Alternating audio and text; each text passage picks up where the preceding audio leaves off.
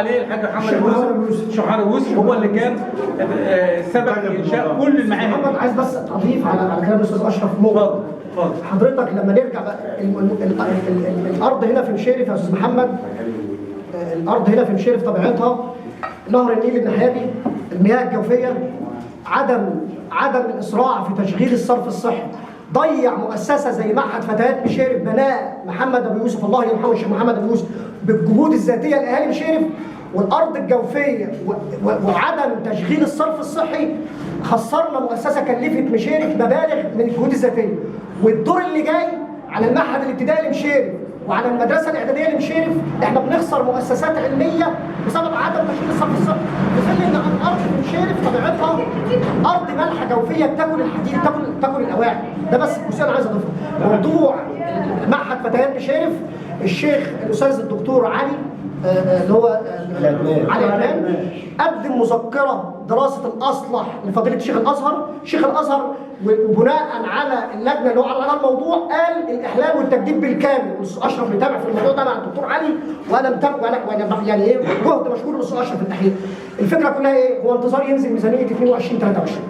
فاحنا بنستغيث. احنا اعتقد ان دلوقتي المشكله كلها الصرف الصحي في مشيرف. تسلم. هو الصرف الصحي. تسلم. الصرف الصحي ده في مشيرف، مشاكل مشيرف كلها هتنتهي سواء كانت تعليميه بخصوص المعهد الازهري او بخصوص البيوت اللي هي اصبحت متهالكه بسبب ان هي صرف الصحي. من برنامجك بالنادي وبنطالب شيخ الازهر بسرعه انهاء مع احلال وتجديد مع انا موضوع الازهر ده اعتقد ان هم ما بيتاخروش عن حاجه ابدا. يعني الازهر بس هي القضيه في ايه؟ اعتقد ان هم لهم وجهه نظر في موضوع ان استمرار وجود المياه الجوفيه او المياه بالصوره دي حوالين المعهد حتى لو بنوه تاني هيقع تاني. يبقى الموضوع بالنسبه لهم منتهي. نخلص الصرف الصحي ونخلص المياه الجوفيه في البلد وبعد كده نبدا نشتغل في موضوع المعهد الازهري سواء يترمم سواء يعاد بناؤه سواء يحدث فيه او ما يحدث. وانا اعتقد ان انتم عندكم معاهد ازهريه كتير غير المعهد ده. يعني عندنا في السنه في اعدادي ثانوي واعتقد ان الشيخ الازهر يعني اصلا هو يعني متبني القصه دي جامد. احنا بنوجه نداء له بسرعه انهاء احلال وتجديد مع فتيات مشير. لا بالاخص ان معهد مشير قريه مشير اصلا هي من القرى المهتمه بالتعليم الديني الازهري على مستوى مركز القرى. يعني فيها جميع انواع المعاهد الازهريه اللي انا فوجئت بيه. عندكم ابتدائي ازهري، اعدادي ازهري فتيات، اعدادي ازهري بنين، ثانوي ازهري بنات، ثانوي ازهري بنين. يعني مجمع يعني الولد بيخش المدرسه هنا وبالاخص المستوى المعيشه في القريه. فالاولياء الامور بيدخلوا ابنهم المعهد الديني يطلع من هنا على الكليه.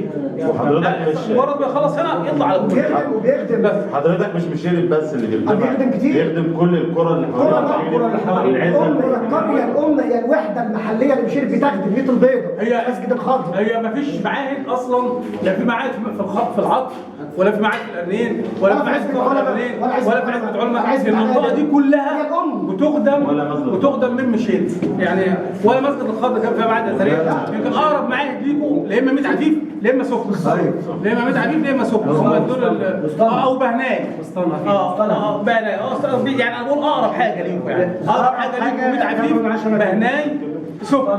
وبالاخص ان انتوا يعني بلد مشهوره جدا بحافظ القران الكريم ودايما بيطلع منها نوابل في القران الكريم وحافظ القران الكريم.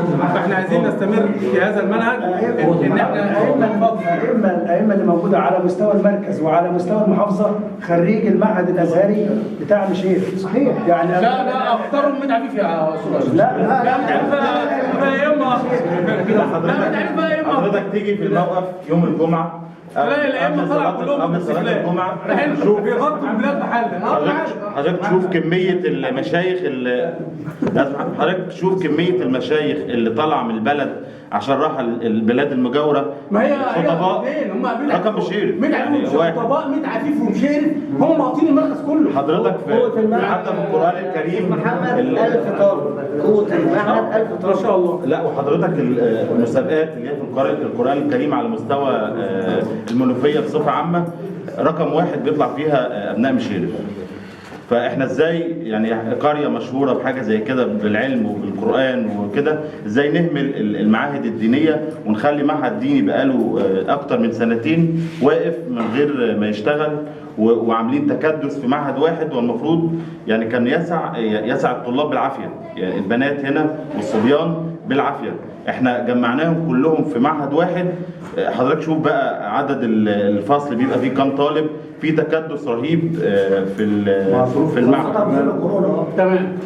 بالاخص ان في اقبال شديد جدا على التعليم طبعا الازهري في رقم واحد. حضرتك اتفضل يا سليمان، كنت عايز تقول مشكله الاول، بس احنا خلصنا كده موضوع الصف الصحي. احنا عايزين لا يعني البلد احنا مستنيين حضرتك تخلص بس عشان نتكلم في اللي بعد. يعني عايزين نخلص قصه الصرف الصحي. خلاص احنا واجهنا نداءنا للمسؤولين يخلص بقى حضرتك. اتفضل يا استاذ عماد. محمد، احنا اتكلمنا باستفاضه في موضوع الصرف الصحي. احنا 3 مشاكل رئيسيين في الصرف الصحي، وخير الكلام ما قل ودل. مشكله الصرف الصحي بتكمن في انهاء خط الطرد من ميت البيضه، من محطه ميت البيضه لسفك. دي اول مشكله ودي اكبر مشكله. تمام. عندنا مشكلتين داخل البلد، يا ريت ينظروا لهم ويشوفوا حل ليهم.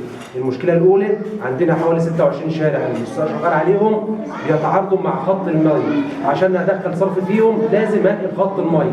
شركه الميه بتقول الاهالي تنقل خط الميه على حسابها علشان الصرف يتعمل. يبقى المواطن هو اللي ينقل خط الميه. انا دلوقتي مشروع مدفوع الميزانيه قد كده، يبقى المفروض الشركه المنفذه للمشروع هي اولى بحل مشكلتها في خط الصرف. تعمل الشارع، تنقل الميه، تعمل بتاع، تسلمني خط صرف في قلب الشارع. تمام. المشكله الثالثه ان انا عندي شارعين رئيسيين داخل البلد، ولكن هم مش محسوبين في الحيز العمراني. الشوارع على الجنبين، الشوارع على الجنبين مساكن. وكتير مش شويه. سكه من الوحده البيطريه لحد الدوديه. الشوارع الداخليه دي بقى يعني مشكله الشوارع الداخليه اللي هي فيها تعارض مع خط الميه. تمام. ده مطلوب من الشركه المنفذه للصرف الصحي انها تحل المشكله دي. لان الاهالي مش هتنقل خط الميه عشان يخش لها صرف. هتكلفها كتير عشان الاهالي دي مشكلتها تنقل خط ميه يتكلفهم. هو ده تعب المشروع قد كده، ما يوقفش المشروع عشان كرفاف. الحاجه الثانيه ولسه الحاجه الاخيره بقى، الحيز العمراني عندي مداخل البلد ما دخلهاش صرف صحي، وهي على الجنبين سكان. على الجنبين سكان، يعني مدخل البلد العمومي من الموقف ما دخلوش صرف صحي خارج الكتله السكنيه، بس مش محسوب في الحيز العمراني. والناحيه الثانيه مدخل البلد برضه من الناحيه الثانيه من الوحده البيطريه لحد داخل البلد برضه مش محسوب ما اتعملش فيه صرف صحي. بيبقى خارج الكتله السكنيه، لانه هو مش محسوب ولكن كله سكان دخلوا جميع يعني على الجنبين سكان من الاول للاخر بالظبط. تمام. ومش محسوب في الصرف الصحي. ليه؟ بسبب انه يقول لك مش في الحيز العمراني. داخله كهرباء تمام. وفي جميع الخدمات، تليفونات وميه وكهرباء. تمام. في مداخل البلد الرئيسيه. تمام. كده خلصنا من مشكله الصرف الصحي. تمام. والثلاث في تعليق ثاني عند حضرتك احنا كقريه مشيرف نعتبر بلد ال4 بلاد. بمعنى ان عندنا وحده محليه ترقص ال4 بلاد دي بما فيهم عزبتين، يبقوا 5 أو 6. تمام كده؟ العزبتين دول بمثابه قريتين كمان. يعني بتقولوا مالتها بدر يبقوا 6 بلاد. تمام؟ في منظومه للنظافه للنظافه في البلد مش شغاله اساسا. كده احنا قفلنا على موضوع الصرف. عشان بس ايه؟ انت بتخش في موضوع الزباله، المنظومه بتاع النظافه كويس. في القرارات عايز حاجه هي واحده كمان يا جماعه هي واحده يا استاذ. انا لسه هتكلم. موضوع الصرف في حاجه ثانيه؟ في اتفضل. دلوقتي حضرتك في مركز شهداء، في مركز شهداء هنا في المنوفيه. مشروع الصرف شغال هناك، وشركه الميه ماشيه معاه، وانا كنت هناك بنفسي ورحت لقيت بتاع شركه الميه واقف، لو في عطل قدامهم بيحلوه. لدرجه حتى ان المقاول بكلمه قال لي على فكره احنا ماشيين، لو في حاجه قدامنا احنا بنعملها، لكن لو في باريزه واقفه على نص الشارع، في نص الشارع، والصرف متعطل علشانها، بيروحوا جايين مكلمين شركه الميه. شركه الميه بترحل هي الباريزه بنفسها، بترحلها بنفسها، مع ان الاهالي هناك واقفه معاهم. قالوا لهم احنا مستعدين نتكلف في نقلان الباريزه ماشي، ومستعدين نجيب اي حاجه، حفارات او حاجات زي كده بتفحر وتعمل، بس ما تسيبش شارع وتروح شارع تاني.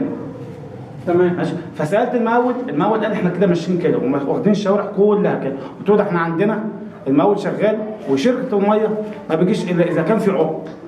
تمام. ومع ان الشارع بتاعنا حوالي 5 متر. تمام.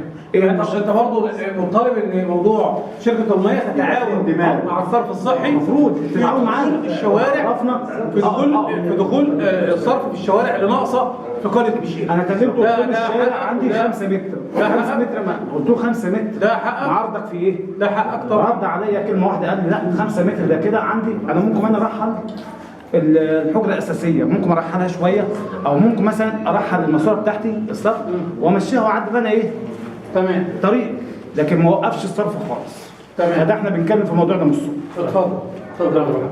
عندنا الوحده المحليه حضرتك كده خلصنا موضوع الصرف الصحي. مفيش كلام في تاني؟ لا خلاص. بس اهم حاجه الشوارع ده يا استاذ محمد. ان شاء الله باذن الله احنا واجهنا النداء، وان شاء الله باذن الله هيكون في حلول، وهنبعت الكلام ده برضه للمسؤول. مفيش مشكله. الوحده المحليه بترقص الست بلاد مفيش خلاف على الكلام ده. تمام. عندها المنظومه الصحيه بموظفين بمعدات منظومه النظافه بالموظفين بالمعدات باللودر بكل الكلام ده موجود. ومفيش الا ممكن مره واحده كل شهر او في الشهر مرتين ممكن او 3. انا ما شفتها عمري من 4 شهور انا موجود في البلد ما شفتهاش مره جت عندي. خش ارجع ورا بيتي انا هتلاقي تل من امتلال الزباله زائد الهيش اللي طالع. بقى انا بنشد ب 50 جنيه زي ما قلت لك في الاسبوع مره، ولما بزود يوم واحد. ايه المطلوب في موضوع منظومه النظافه؟ كويس. الوحده المحليه تشتغل بموظفينها بالناس اللي عندها. انا اقترحت اقتراح وقالوا لا، كان الاستاذ سمير فخر قال ان في شركه جايه ب 22 جنيه على الفرد يندفع في الشهر وهتعمل منظومه. قلت له لا، انا ما بكلفش نفسي في السنه 55 جنيه منظومه نظافه وتيجي تزود على 22 جنيه التانيين والناس اللي هي بتقبض من الحكومه تقبض وتنام وارجع انا اديها ايه؟ اديهم فلوس ثانيه بشركه ثانيه. حلو الكلام؟ اقترح لي اقتراح الاستاذ محمد عمرو، قلت له عليه وافق عليه. ولكن ايه هو الاقتراح؟ الاقتراح ان احنا كبلد نقف مع بعض. هي دي النقطه بقى يا عم واحد. نقف مع بعض ونتجمع. مش هرب تفرقوا. نفسي هي قريه يعني مثلا ايه؟ لا ما هو ده الصح. قريه مش كبيره قوي. هي قريه لا كبير. لا كبيره وكل حاجه بس طبعا كبيره متفرقه. اسمعني بس يا عم. مفيش حد بجد واحده. اسمعني. اتفضل. اسمعني. يعني مش بمعنى ايه؟ مش مثلا قد تلوانه مثلا، مش قد اسطنها. قريه زي قرانا متوسطه اللي زي قريه مدعفين، زي قريه بهناي. ماشي. يعني وهي كده اصغر منهم كمان في عدد السكان. تمام. بحس ان في مشارف في فرقه كبيره جدا. ايوه. كل جهه واخده شغل وراحه في اتجاه.